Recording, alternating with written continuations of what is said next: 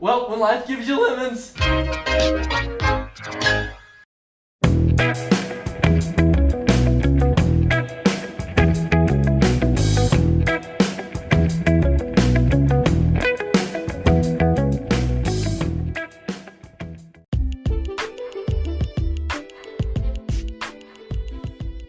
Hello and welcome to Strength for Tomorrow Radio with me, Stuart Thompson. Thank you for joining me. If this is your first time listening, then an extra special welcome to you. I hope this is everything you hope for and so much more. Last week we discussed osteoporosis, how you can avoid it. Remember that the statistic 1 in 2 women and 1 in 5 men over 50 will get osteoporosis related fracture. So this shows just how common it is, but we can do something about it.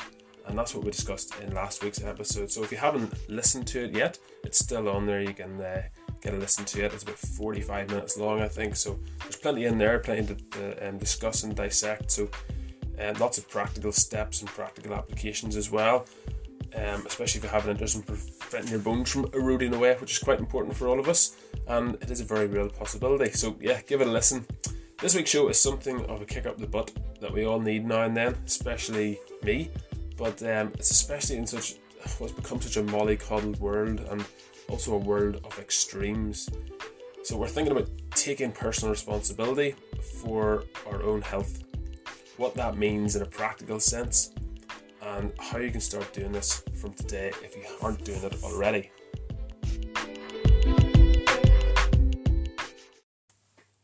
So we often hear personal responsibility, usually in a disciplinary setting. If you're a parent listening to this, or maybe a teacher, you've maybe even used this phrase today with your kids or with the kids that you're teaching.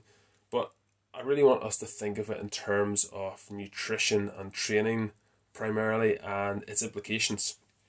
So I know it is much easier to pin responsibility on other people. So it's hard. It's a hard thing to put your hand up and say, I'm going to be a leader, I'm going to take responsibility. It's so much easier if you kind of pin it on your, when it comes to health, if you pin it on somebody else, so I can leave it all up to my GP or my physio or my consultant or whoever else. It's so much easier than having to go to the bother of learning about our own body, learning about a little bit about nutrition, a little bit about exercise. Hey, you can just wait until you get sick, develop a disease, give you some drugs or operate, and you'll be on your merry way. Except that's not how it works, is it? That's not what happens. Drugs, while they're useful, they do tend to have a lot of side effects. Not always, but it is fairly common. Operations, depending on what is being operated upon, can often lead to more pain and more complications. So it's not like replacing a part in a car. It's not like taking out your gearbox and putting in a new one. The human body is a lot more complex than that. So it's, if we have the attitude that we're just gonna leave it up to, when things go wrong, then we'll do it. We'll worry about it when something goes wrong. If it's not broke, don't fix it. But there's a lot of processes and things that happen underneath the surface that we aren't aware of that are degrading and degenerating, and it's because of our habits day in and day out. Now, while we're talking about doctors, hospitals, medical professionals, I want to point something out. Well, it's more of a question really, but it's a bit of an observation on my part. Have you ever noticed that we call the work that hospitals, doctors, medical professionals do, we call it healthcare and not medical care? You ever noticed that? Now maybe you think I'm just nitpicking, or I'm kind of picking something out of context, but the question remains, why is this? I mean, I nearly said it there when I was trying to talk about this topic at the start of the paragraph, start of the sentence.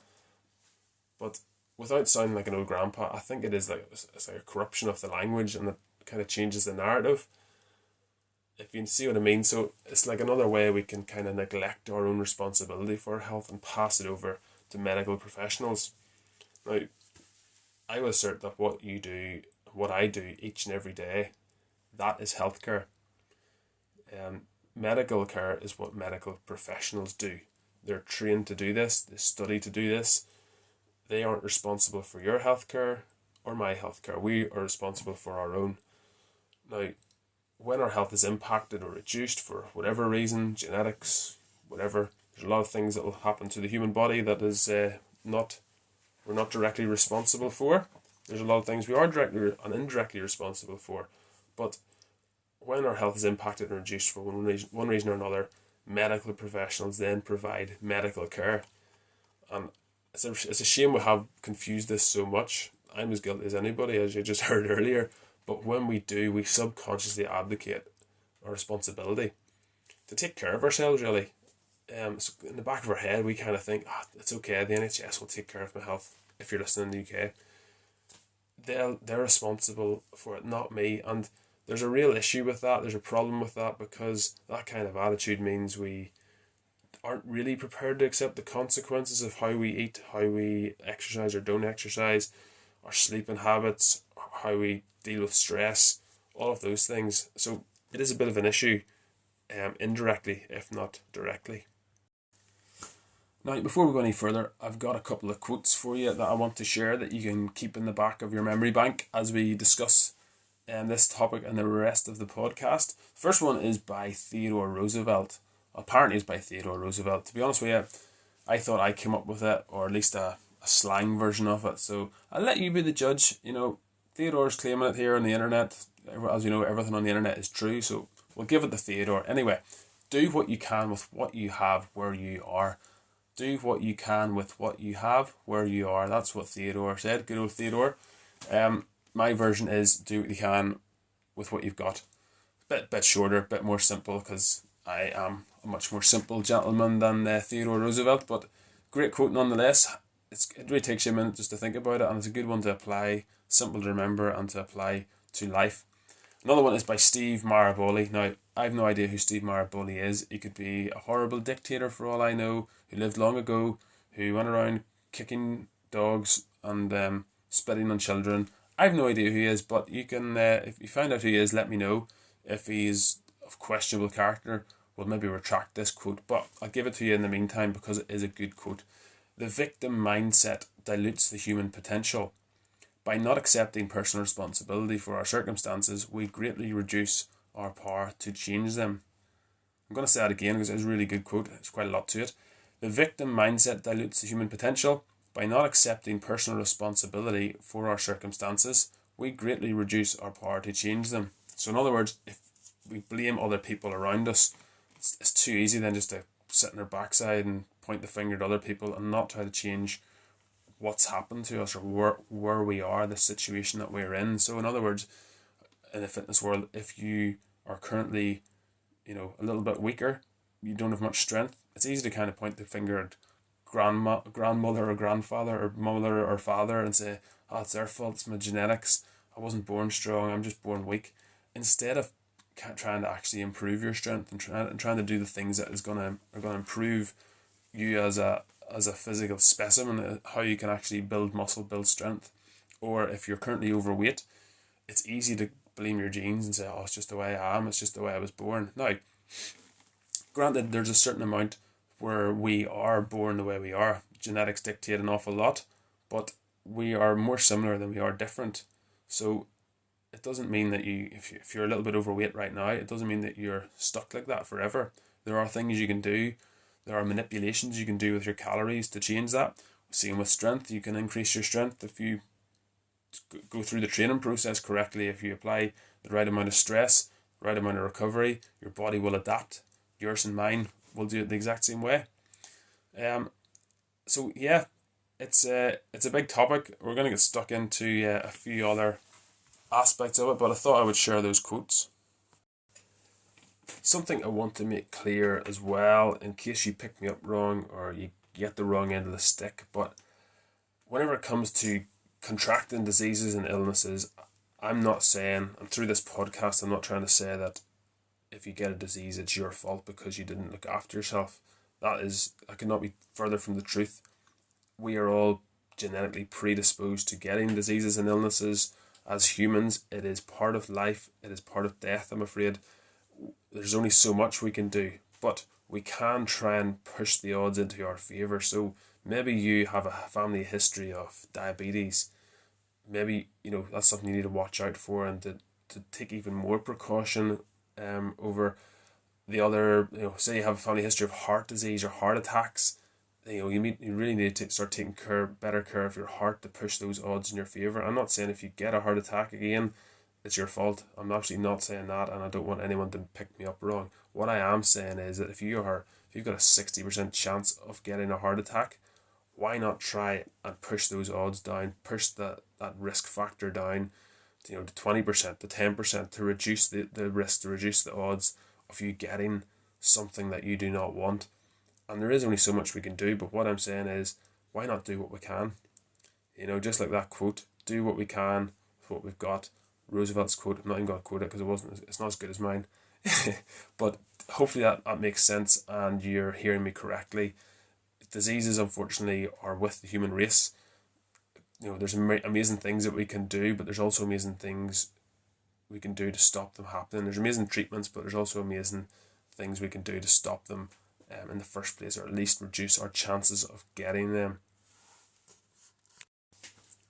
So I thought it'd be quite helpful to actually think about some examples of personal responsibility in action, or these examples might actually be the opposite, a lack of personal responsibility in action. So one good example is, say you were unwell, you went to a doctor diagnoses you, writes you a script, you go collect it, and then just for whatever reason, you just decide not to take the drugs, the medicine, whatever you want to call it. You just think, you know what, I don't really need that, I think I'll be grand, I'll be fine, I'll not take it. So against your doctor's wisdom and a medical diagnosis, you just decide not to bother to take it. Lo and behold, you gradually get worse, your condition gets worse to the point where you have to be admitted to hospital. You have to stay in hospital for quite a while. Maybe you never recover from what you have. I don't know what this mystery illness is. There's probably medical professionals right now tearing their hair out. But the point is, that would be an extreme example of a lack of personal responsibility. So it wasn't the fact that they went to the doctor that was a lack of personal responsibility.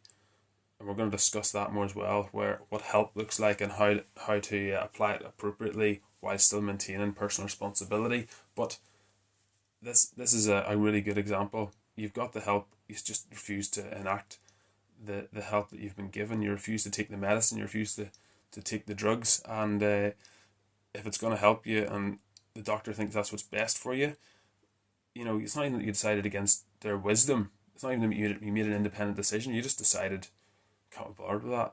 No, I'm not going to do that. So that's a great example. There's other examples as well. What if you had bad kidneys? You're advised not to take foods high in potassium, but you just thought, stuff that. I'm going to get a load of bananas. I love bananas. I'm going to eat lots of bananas. So you fire the bananas into you. Lo and behold, your kidneys take a hammer and take a pounding, and you end up in hospital, possibly on dialysis or needing a kidney transplant because you've finished them off. That's another example of a lack of personal responsibility. In the training world, the equivalent might be me telling someone not to squat with their heels off the floor. So if your heels come off the floor, there's more pressure going through your knees and it's going to do some damage there. Now, maybe I repeat this. Maybe I repeat it again. Maybe I actually take a video, show them like your heels are coming off here. Maybe they're just like, yeah, I know, I don't really mind. I kind of like that feeling. That's how I squat. That's just what I do. It's not that they can't change how they're doing it. It's just they don't want to. So, that's another example of a lack of personal responsibility. They're refusing help, just refusing logic. Or if another client says their weight keeps going up and their waist keeps getting bigger, and I advise them to count their calories and to ensure they're in a deficit, count their calories, and this is how many they need to be on, and if they want to lose it, this is what they need to do, and then just simply decide not to bother. It's not that they haven't even tried. They haven't even tried to change it. They haven't even tried counting them. They just think, can't be bothered, but that seems like a lot of hassle.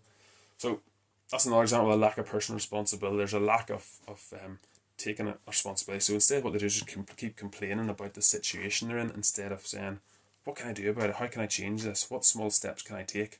And there's lots of other examples. I'm sure you can think of some in your head right now of what that looks like. And I'm sure it's not hard to think of the opposite, what personal responsibility and practicing personal responsibility looks like. It's kind of the opposite of what we've just discussed. So a trainer or a coach can't physically force you to work out or to eat better. They can't physically follow you about every day to ensure you're buying the right things in the supermarket, eating the right things for breakfast, lunch and dinner. Although that sort of service has been requested several times from me, but unfortunately I can't do that. A doctor also can't force you to take the prescribed medicine. Well, maybe in North Korea, but at least not in the West. Well, at least not yet. A dentist can't force you to brush your teeth or floss your teeth every day, even if they advise it and strongly recommend it and try to tell you every time you have an appointment that you'd need to be brushing your teeth a bit more. Somewhere along the line, we have to exercise personal responsibility in lots of areas of life. Otherwise, we end up going down a very bad road, and unnecessarily so. Now, some people reckon that the answer to such problems is to bring in more financial penalties. So give the government more of a right to incentivise or disincentivise certain activities. I guess smoking is the obvious one that we can point to. It's been heavily taxed. Sugar tax, that was another one. And I'm sure given enough time, depending on how big the deficit is, they'll think of more novel ways to extract money from their citizens from doing things that they enjoy. But I can actually hear probably some of you thinking, yeah, just right, brilliant. Cigarettes should be taxed. Sugar should be taxed. And that'll stop people doing it. And it's easy to think that if you don't smoke, you're not partial to cigarettes or eating sugary things. But for me, it kind of misses the point. For me, the issue isn't whether it'll reduce the amount of cigarettes consumed every year or the amount of sugar that's consumed every year. Even if that number is successfully reduced, the problem for me is that personal responsibility hasn't increased. Okay, and you think, well, why does that matter? But like, banning certain substances is often talked about as well. Now, personally, I don't really care if you smoke. Okay, that might sound like a strange thing for a trainer to say, but it's none of my business. Obviously, I think it would be better if you didn't. I think it's better for your health. You're going to smell better as well. But it's simply not my business. It's not my concern. If you ask my recommendation or my advice, I will tell you. But I'm not going to go around cutting people's cigarettes up or stowing them into the ground. I made that mistake with a friend once, and well, we're still friends, but it didn't end well that night. Also, I recommend that everyone squats and deadlifts because I think that's good for your health. But I'm not going to go around petitioning government to force everybody to do them every week. That would be ridiculous. And the same goes for sugar. It's not my business. To be even more honest, I don't even care if you take Class A drugs. And on that note, calling them Class A drugs makes them sound like they're really, really good. So if they're trying to disincentivise it, I don't think that's a good way to go about it. And again, I think it's very unwise if you do take them. I think it's going to cause you a lot of problems. I think it's immensely better for your health not to take them. It's better for those around you not to take them. But if they were legalised in the morning, I still personally wouldn't take them. And I think the same goes for a lot of other people who are, know about them and who are aware enough to know the damage that they can do. I'm not looking to start a debate about this. I simply want to make the point that when we cry to government to ban this or tax that, we are simply allowing people to abdicate responsibility for their own decisions, for their own health. That's it in a nutshell. That's as succinct as I can make it. For example, if you take drugs, accept the stronger possibility that in some cases, certainty even like you will become addicted and it will ruin your life, and that if your family, you'll have no money left, you get in trouble with drug dealers. If you smoke, be prepared to accept that you will most likely get lung cancer, heart disease, and a lot of other avoidable illnesses. If you like to drink lots of alcohol, be prepared, to accept the possibility that you could become an alcoholic, that you're damaging your liver, and you're putting unwanted weight on. You're hurting family and friends potentially if you slip into the depths of despair with it. Those are all possibilities. If you like to take lots of sugary products, accept the fact that you're going to increase your chance of getting all sorts of cancers, diabetes, obesity, and all sorts of other ailments.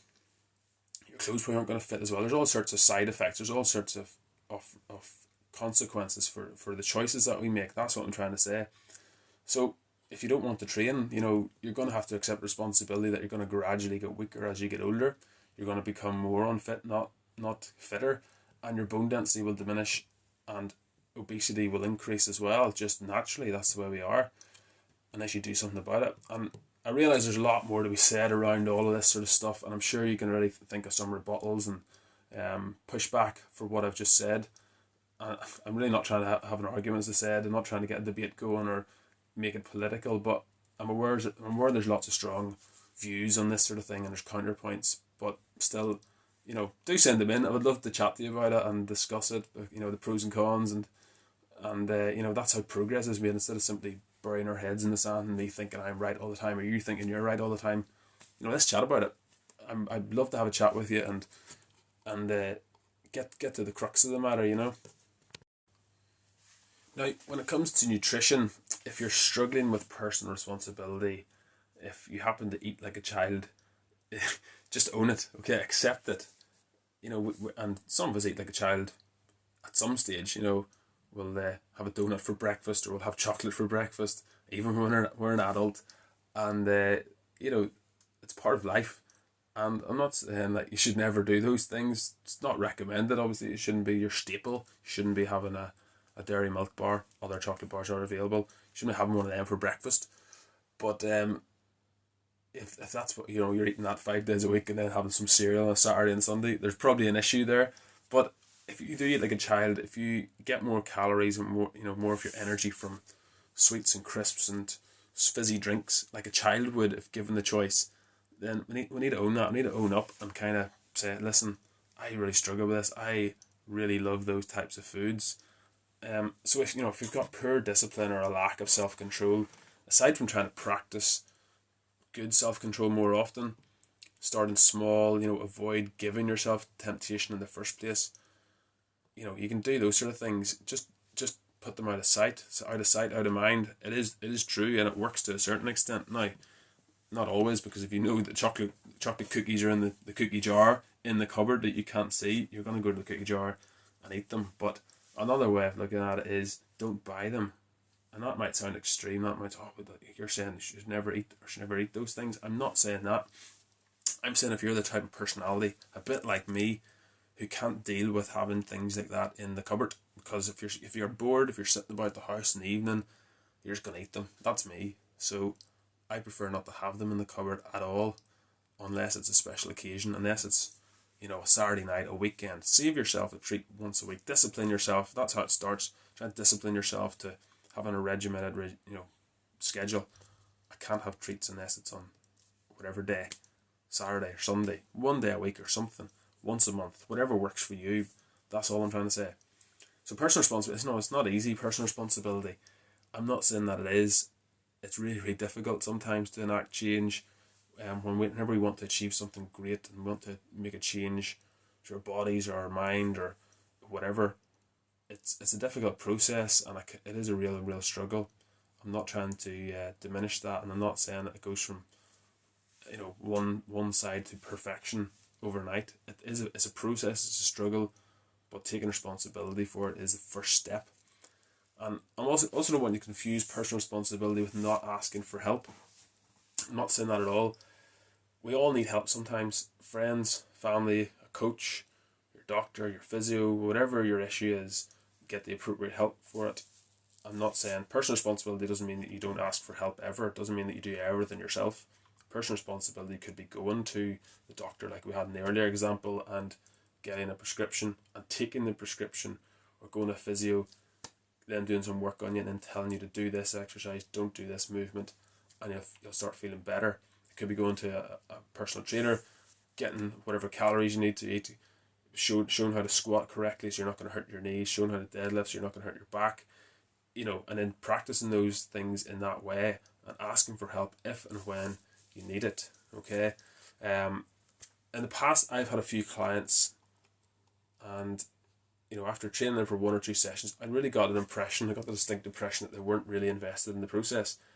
And one of them wanted to reduce their waist circumference by about a foot, about 12 inches, which is a lot. But I just picked up that they were kind of expecting me to make it happen, and if it didn't happen, it was going to be exclusively my fault. It was nothing to do with them. So now I can give you all the tools you need to make it happen. I can give you all the knowledge, all the tips. I can give you all the exercises. I can put together a great program for you, as lots of other trainers can do as well, to you're successful. But if you don't apply any of them, but like the prescription example earlier, if you don't apply them, guess what? It's not going to happen. So unless you take responsibility on your part, it's not going to happen. And I can go slow and as simple as you need me to. I can break down little goals, mini goals, and we can work on those together and figure that out. And it happens, and we can do that to great success. Just trying to practice little things every single day, and over time makes a big difference. And but I can't follow you about, like I said earlier, making you eat the recommended calories and with the right macros. All I can kind of control is what happens during the training sessions each hour, and for a few hours every week, and putting together nutrition and updating it when necessary. And we all know that what happens in the gym, outside the gym, is what makes the biggest difference. If you're outside the gym, that's going to be the biggest. I think there's 168 hours in the week or something like that. If you're in the gym 3 hours a week, guess what? They are 165. You're on your own. You need to take responsibility for that. So anyway, I sensed that they were kind of about to blame me whenever it didn't work. And guess what? Whenever you pin responsibility on somebody else, it doesn't work. It never works. So I kind of subtly approached them about it and just kind of get to know what they were thinking a little bit better. And for one of them, it opened up a good conversation. It made her rethink things, and it improved our coaching relationship, I would say. And she did start to see some real progress. It was going to be a longer process for her. It took a long time to kind of get over a few things, but it did improve things. For the other guy, I almost had to make him an ultimatum. I had to make it clear that he had to take ownership. And although I could advise him on nutrition and check in with him regularly, and check his measurements and check his form, make sure he's doing things properly, for that guy, I had to end the coaching relationship with him, unfortunately. And it wasn't like I was giving up on him, but I think he thought it was like magic air in the gym, and he could simply come in and get some magic air into his lungs, and the weight would fall off him and the strength would go up. But there was simply no compliance. It wasn't, as I say, management. It wasn't a will issue. It was a skill issue. Sorry, it was a will issue. It wasn't a skill issue. Okay, so it was a will issue. He just didn't want to listen to what I was saying.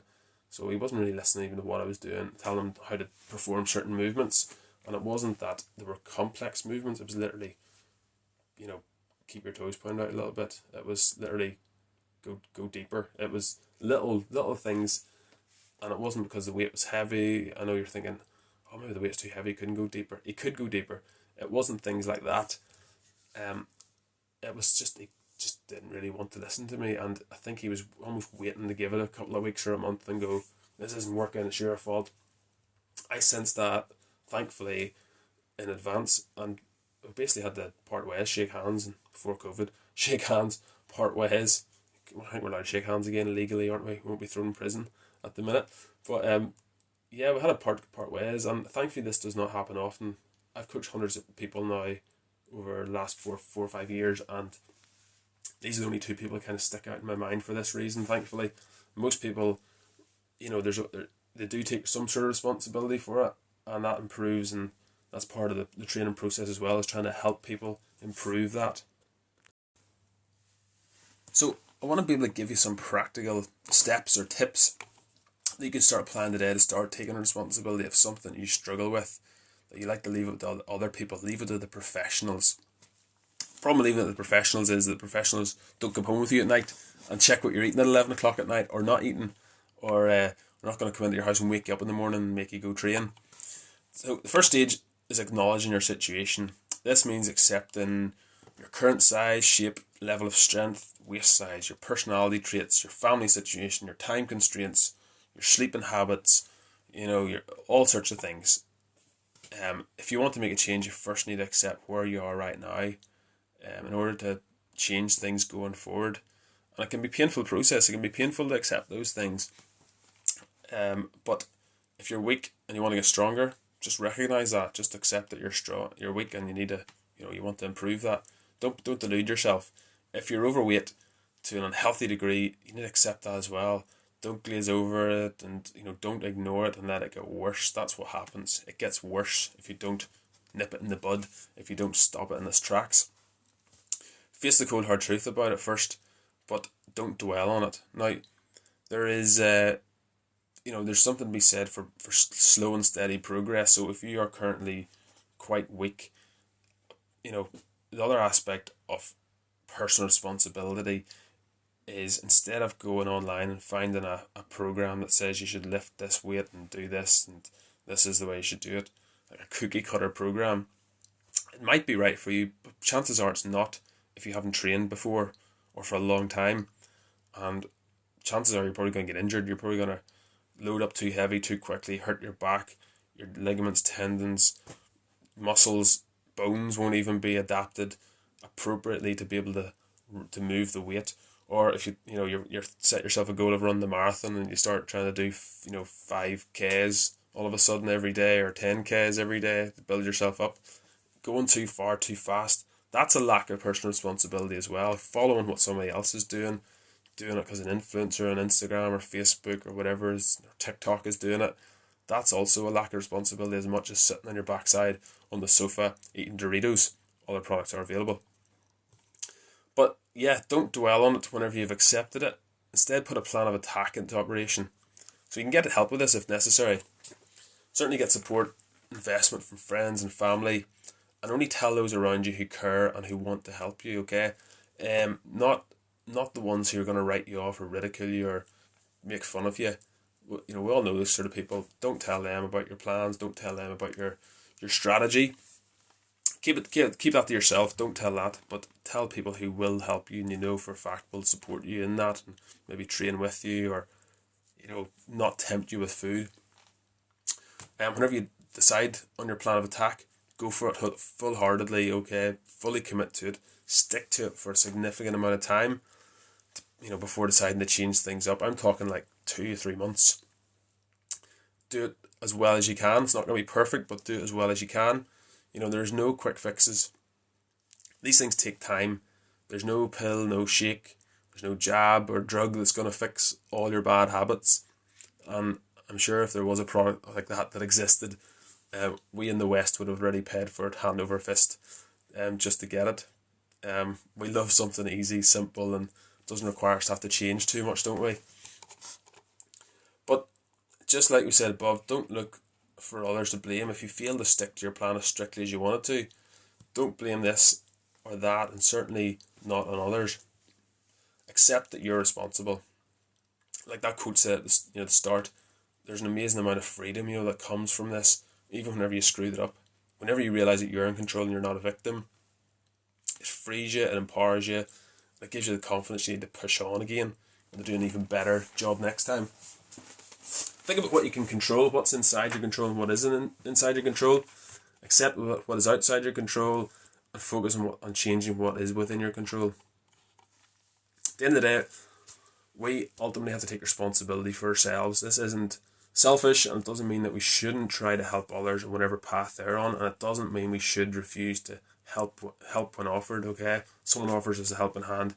Don't say, no, I'm taking personal responsibility. Stick to your lane. Get out of my face.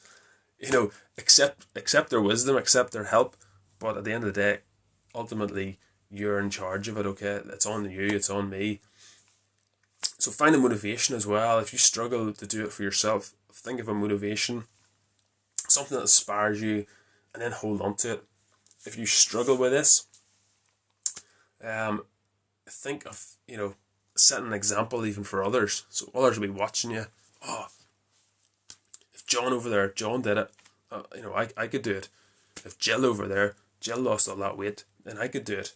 You don't realise, but you're setting an example for others. You're inspiring others. Think of it like that. Now, I don't mean you have to be an influencer. You don't have to go on Facebook or anything.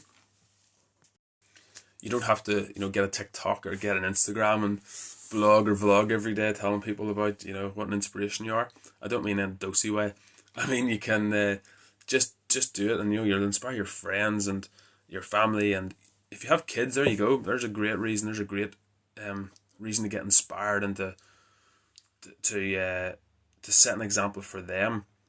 And I get it. Sometimes we need a cause that is greater than ourselves to improve our behaviour.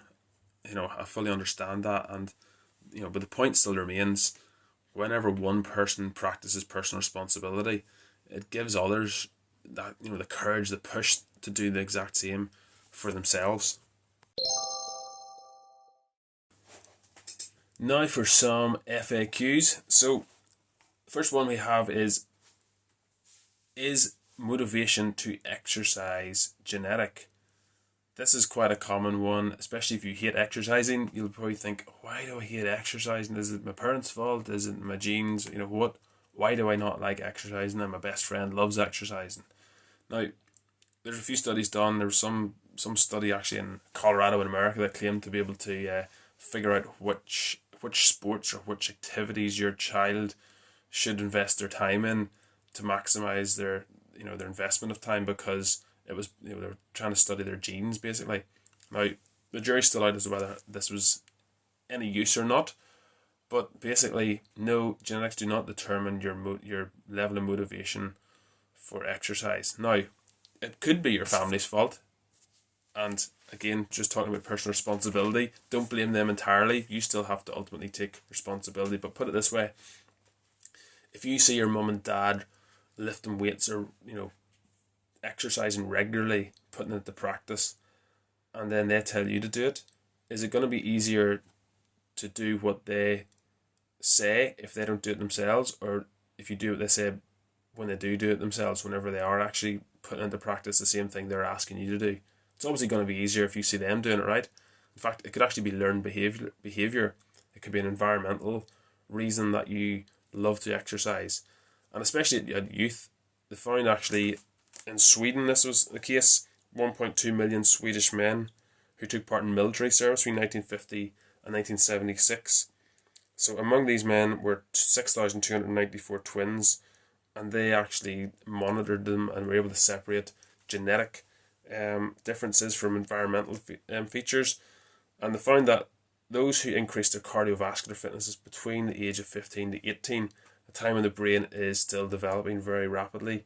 They scored much better on cognitive tests and went on to achieve greater things with regards to education, apparently later in life. So crucially, more than 80% of those differences between subjects were explained by environmental factors, while less than 15% could be attributed to genetics. So it just shows you, like, while our bodies, yes, they might respond differently to exercise based upon our genes. Some of us are more genetically gifted than others. That's why some people are fantastic basketballers, some people are fantastic world-class rowers, some people are really good footballers, some people are exceptional weightlifters, hockey players, rugby, you name it. There's a certain amount of genetic prowess required to reach the top level, but there's an awful lot of hard work as well, and without the hard work, that doesn't happen. So the motivation side of things, genetics doesn't really play a part. Environmental factors like your home life, if everybody lies about and watches TV at home and never exercises and practices unhealthy habits, and it's not even on their radar to exercise, then that's probably going to be a factor. But no, it's not predetermined from birth as far as we know. And the next frequently asked question we have today is, does it matter what I think about when training? Does it matter what I think about when training? This is an interesting one. I guess it depends what you are training for and what type of training you're doing. So for me, the first thing about it is if you're doing weight training. So if you're doing a heavy set of back squats or deadlifts, yes, it does matter what you think about. So if you're thinking about your dinner, whenever you're about to do a heavy set of squats, you're going to go under the bar, you're going to take it off the rack, you're going to put it across your shoulders, and you're going to squat down and get back up again. If you are not thinking about that process and those little individual steps, maintaining tightness through the core, trying to use the hips to drive yourself back up, keeping your eyes looking at the ground, if you're not thinking about those little steps, breathing out, pushing out against the belt, if you're not thinking about those and you're thinking about what you're going to do at the weekend, or you've got this thing to do or that chore to do, if you neglect that process of how to take the bar out of the rack and do a heavy set of 3 or 5 or whatever you're doing, you're probably going to get injured, and that's not a good thing. So yes, it does matter what you're thinking about when you're training. If you're talking about running or cardio, long, steady state, slow cardio, to be honest, I find it very difficult to do that mentally more so than physically. It takes a lot more effort to try and get through that. And I guess if you chat to a lot of runners, I guess they go on autopilot. Some people find a good chance to think and to process things and to go deep into their thoughts. For me, it's a matter of trying to trying to zone out or think about trying to distract myself from what I'm doing. But there's no real right or wrong answer for cardio. Sometimes it's good to have an eye on what your pace is, keep that to the forefront of your mind if you're doing that. But for a lot of training, if we're thinking strictly weights or cardio, then for weights, yes, it matters immensely what you're thinking about. For the cardio, not so much. Even for weight training, just even thinking about getting a bit angry with the weights, that can be a good extra little couple of percentage boost to create more tension and to create more power from what if you go into kind of just a bit tired or a bit relaxed or just thinking that you're tired. If you go into a heavy squat or a heavy deadlift or a heavy bench press thinking that you're a bit tired, it's going to feel a lot harder than if you go into it pumped up and feeling like you're going to boss it, you're going to own it. So yes, it does matter. I would say it does matter for weight training. For cardio, not as much.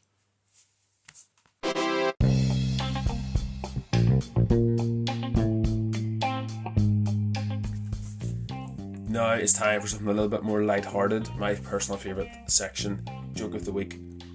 So again, if you can do better, if you've got a better joke for me, do send them in, info@crossfunctionalfitness.co.uk, and I'll read them out and give you credit for them, but don't plagiarise. So this week's joke, are you ready? You're sitting down. What do you call a priest who becomes a lawyer? A father-in-law.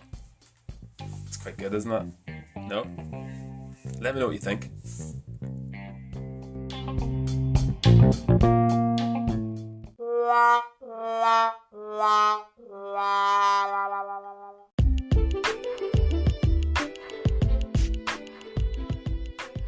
So that's us for this week. Hopefully that has given you something to think about and to process. Slightly more mindset focused this week and a little bit heavier topic, but it's important as well. It's important to address these issues and not to kind of ignore them. We live in our head, as the saying goes, so how we think about things and the language we use is important. So hopefully it's given you a little bit of inspiration. But yeah, instead of being a victim, be an overcomer. Stand up, accept responsibility and personal responsibility for your own health. I would really encourage you to try putting some of these little things into action today and even over the next week and beyond. If you need any help or if you have any questions, do send them in, info@crossfunctionalfitness.co.uk. I would love to help you. Maybe this came across quite harsh today. I didn't mean it to, but sometimes we need that. Sometimes we just need that little bit of a push. I much prefer to use the carrot approach rather than the stick. I feel like the carrot works better for humans, stick works better for animals, but sometimes we need just a little bit of a gentle push on the back. But remember, you can still take responsibility and get help as well. So if you do need help, send me a message, send me an email, and I'd love to help you. Anyway, have a great weekend, whatever you're up to, and I will catch you again next week.